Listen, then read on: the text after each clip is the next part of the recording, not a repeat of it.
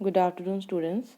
Today we are going to start our revision from chapter number 1 because some students have joined the group later on and some students are new admissions. So it will be clear to them also, and the previous student can revise their chapter. Nature and purpose of business. The first topic which we will discuss is human activities. Now, what is human activity? The activity which are undertaken by human is known as human activity. ਜਿਹੜੀ ਵੀ activities ਕੋਈ human ਕਰਦਾ ਹੈ ਉਹਨੂੰ ਆਪਾਂ human activities ਬੋਲਦੇ ਹਾਂ. Some activities are undertaken to earn money and some of them are performed to derive personal satisfaction.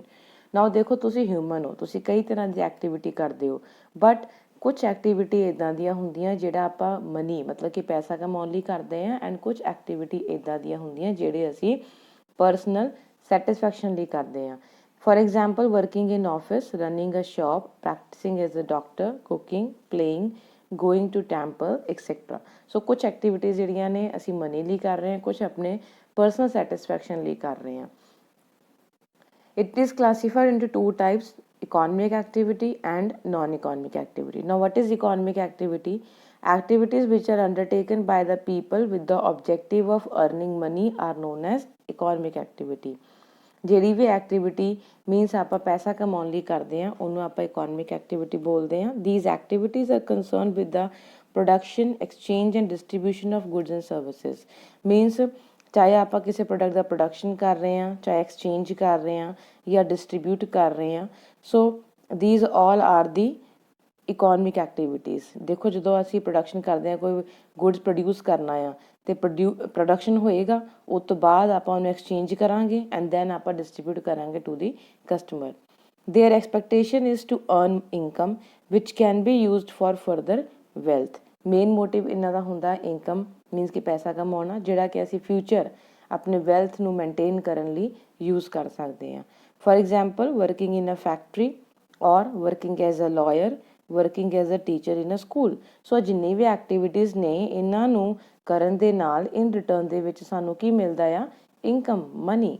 ਇਸ ਕਰਕੇ ਇਹਨਾਂ ਨੂੰ ਇਕੋਨਮਿਕ ਐਕਟੀਵਿਟੀ ਕੰਸੀਡਰ ਕੀਤਾ ਜਾਂਦਾ ਆ. Next is non-economic activities. The activities which are undertaken by an individual with the motive of getting mental satisfaction are known as non-economic activity. Means ਜਿਹੜੀਆਂ activity ਸਿਰਫ ਆਪਾਂ ਆਪਣੇ ਖੁਦ ਦੇ ਪਰਸਨਲ ਸੈਟਿਸਫੈਕਸ਼ਨ ਲਈ ਕਰਦੇ ਹਾਂ, ਮੈਂਟਲ ਸੈਟਿਸਫੈਕਸ਼ਨ ਲਈ ਕਰਦੇ ਹਾਂ, ਉਹਨੂੰ ਆਪਾਂ ਨਾਨ ਇਕੋਨਮਿਕ ਐਕਟੀਵਿਟੀ ਬੋਲਦੇ ਹਾਂ. ਐਂਡ ਇਹ ਕਿਸੇ ਰਿਵਾਰਡ ਲਈ ਨਹੀਂ ਕੀਤੀ ਜਾਂਦੀ ਜਾਂ ਫਿਰ ਸਾਨੂੰ ਕੋਈ ਪ੍ਰੋਫਿਟ ਹੋਏਗਾ ਉਹਦੇ ਲਈ ਨਹੀਂ ਕੀਤੀ ਜਾਂਦੀ.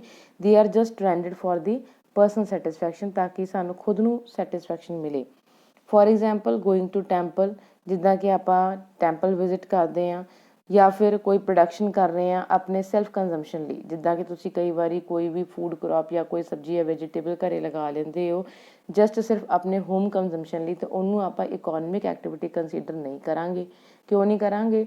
ਕਿਉਂਕਿ ਉਹਨੂੰ ਵੇਚ ਕੇ ਆਪਾਂ ਕੋਈ ਪੈਸਾ ਨਹੀਂ ਕਮਾ ਰਹੇ, ਉਹਨੂੰ ਵੇਚਣ ਲਈ ਨਹੀਂ ਆਪਾਂ ਮਤਲਬ ਕਿ ਉਹਦੀ ਜਿਹੜਾ ਕਲਟੀਵੇਸ਼ਨ ਕੀਤਾ ਗਿਆ ਉਹ ਵੇਚਣ ਲਈ ਨਹੀਂ ਕੀਤਾ ਗਿਆ, ਉਹ ਆਪਣੇ ਖੁਦ ਹੋਮ ਕੰਜ਼ੰਪਸ਼ਨ ਲਈ ਕੀਤਾ ਗਿਆ ਆ. ਸੋਸ਼ਲ ਸਰਵਿਸ ਕਰਨਾ, ਕਿਸੇ ਦੀ ਹੈਲਪ ਕਰ ਦਿੰਦੇ ਹੋ ਨੀਡੀ ਪੀਪਲ ਦੀ, ਤਾਂ ਉਹ ਵੀ ਇੱਕ ਤਰ੍ਹਾਂ ਦਾ ਤੁਹਾਡਾ ਖੁਦ ਦੀ ਆਪਣੇ ਤੁਸੀਂ ਵਿਸ਼ ਦੇ ਨਾਲ ਕਰਦੇ ਹੋ, ਅਤੇ ਉਹਨੂੰ ਆਪਾਂ ਨਾਨ ਇਕੋਨਮਿਕ ਐਕਟੀਵਿਟੀ ਕੰਸੀਡਰ ਕਰਾਂਗੇ. Now for example, a mother looks after her children, cooks food for her family. ਹੁਣ ਦੋਵੇਂ ਐਗਜ਼ਾਮਪਲ ਦੇਖੋ, ਅਗਰ ਮਦਰ ਆਪਣੇ ਚਾਈਲਡ ਨੂੰ ਪੜ੍ਹਾ ਰਹੀ ਹੈ ਤਾਂ ਨਾਨ ਇਕੋਨਮਿਕ ਐਕਟੀਵਿਟੀ ਹੋ ਗਿਆ, ਕਿਉਂਕਿ ਉਹ ਸੋਸ਼ਲ ਜਸਟ ਆਪਣੇ ਖੁਦ ਦੇ ਪਰਸਨਲ ਸੈਟਿਸਫੈਕਸ਼ਨ ਲਈ ਕਰ ਰਹੀ ਹੈ, ਆਪਣੇ ਚਾਈਲਡ ਲਈ ਕਰ ਰਹੀ ਹੈ. ਬਟ ਅਗਰ ਉਹੀ ਫੀਮੇਲ, ਉਹੀ ਪਰਸਨ ਜਿਹੜਾ ਹੈ ਕਿਸੇ ਸਕੂਲ ਜਾਂ ਕਾਲਜ ਵਿੱਚ ਜਾ ਕੇ ਟੀਚ ਕਰਦਾ ਹੈ, ਅਤੇ then it will be a economic activity. Why? Because ਉਹਨੂੰ ਇਨ ਰਿਟਰਨ ਦੇ ਵਿੱਚ ਪੈਸਾ ਮਿਲ ਰਿਹਾ ਆ. ਅਤੇ ਅਗਰ ਪੈਸਾ ਕਮਾ ਰਹੀ, ਰੈਗੂਲਰ ਸਰਵਿਸ ਕਰ ਰਹੀ, then it will be a part of economic activity. And ਅਗਰ ਕੋਈ ਪੈਸਾ ਨਹੀਂ ਮਿਲ ਰਿਹਾ ਆ, ਮੈਂਟਲ ਸੈਟਿਸਫੈਕਸ਼ਨ ਲਈ ਆ, then it will be a part of non economic activity. Now same with the other example, ਅਗਰ cook foods for her family, ਆਪਣੇ ਘਰ ਦੇ ਮੈਂਬਰਸ ਲਈ ਖਾਣਾ ਬਣਾ ਰਹੇ ਹੋ, that is the non economic. But ਅਗਰ ਉਹੀ hotel as a chef cook ਕਰਦੇ ਆ, then it will be a economic activity. Now, what is the difference between these two activities? The first is economic activity is to earn money or money's worth. ਜਾਂ ਤਾਂ ਪੈਸਾ ਕਮਾਉਣ ਲਈ ਅਤੇ ਜਾਂ ਫਿਰ ਪੈਸਾ ਮਤਲਬ ਕਿਸੇ ਫਾਰਮ ਦੇ ਵਿੱਚ ਜਿਹੜੇ ਕਿ ਮਨੀ ਦੀ ਵੈਲਿਊ ਹੋਵੇ. And non economic activities for the personal satisfaction. Economic activity can be measured in terms of money, ਉਹਨੂੰ ਆਪਾਂ ਮਨੀ ਦੇ ਵਿੱਚ ਮੇਜ਼ਰ ਕਰ ਸਕਦੇ ਹਾਂ, but the non economic activity can't be measured, ਉਹਦੀ ਤੁਸੀਂ ਕੋਈ ਵੀ ਤੁਲਨਾ ਨਹੀਂ ਕਰ ਸਕਦੇ ਵੀ ਕਿੰਨੇ ਹਜ਼ਾਰਾਂ ਦੀ ਆ, ਕਿੰਨੀ ਵੈਲਿਊ ਹੈ ਇਹਦੀ, ਕਿਉਂਕਿ ਉਹ ਸੇਵਾ ਆ, ਉਹ ਜਸਟ ਸਰਵਿਸ ਆ। ਤੁਸੀਂ ਆਪਣੇ ਵਿਸ਼ ਦੇ ਨਾਲ, ਆਪਣੀ ਮਰਜ਼ੀ ਦੇ ਨਾਲ ਜੇ ਕਿਸੇ ਲਈ ਕੁਝ ਕਰ ਰਹੇ ਹੋ, that is your service. Next is the money is the reward. Economic activity ਵਿੱਚ ਦੇਖੋ ਲੇਬਰ ਵੀ ਆ, ਕੋਈ ਹਾਰਡ ਵਰਕ ਕਰ ਰਹੀ ਆ, ਇੰਪਲੋਈ ਆ ਕੋਈ ਹਾਰਡ ਵਰਕ ਕਰ ਰਿਹਾ ਆ, ਕਿਉਂਕਿ ਉਹਨਾਂ ਨੂੰ ਪਤਾ ਜਿੰਨਾ ਆਪਾਂ ਹਾਰਡ ਵਰਕ ਕਰਾਂਗੇ ਇਨ ਰਿਟਰਨ ਦੇ ਵਿੱਚ ਸਾਨੂੰ ਰਿਵਾਰਡ ਮਿਲੇਗਾ। ਬਟ ਨੋਨ ਇਕੋਨਮਿਕ ਐਕਟੀਵਿਟੀ ਵਿੱਚ ਰਿਵਾਰਡ ਕੀ ਆ? ਮੈਂਟਲ ਸੈਟਿਸਫੈਕਸ਼ਨ, ਉਹਦੇ ਵਿੱਚ ਖੁਦ ਦੀ ਮਨ ਦੀ ਤਸੱਲੀ ਆ, ਉਹ 'ਚ ਪੈਸਾ ਨਹੀਂ ਮਿਲਦਾ ਆ, ਸਿਰਫ ਆਪਣੇ ਖੁਦ ਦੀ ਖੁਸ਼ੀ ਲਈ ਆਪਾਂ ਉਹ ਕੰਮ ਕਰੀਦਾ ਆ। So that is the part of non economic activity. I hope it is very clear to each and every one of you, because we have started the revision, and if there is any query, please ask me today only,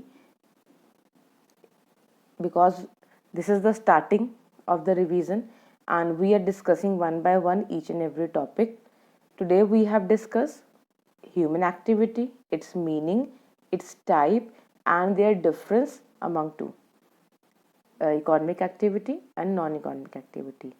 So this much you have to revise today. Okay, thanks and have a nice day.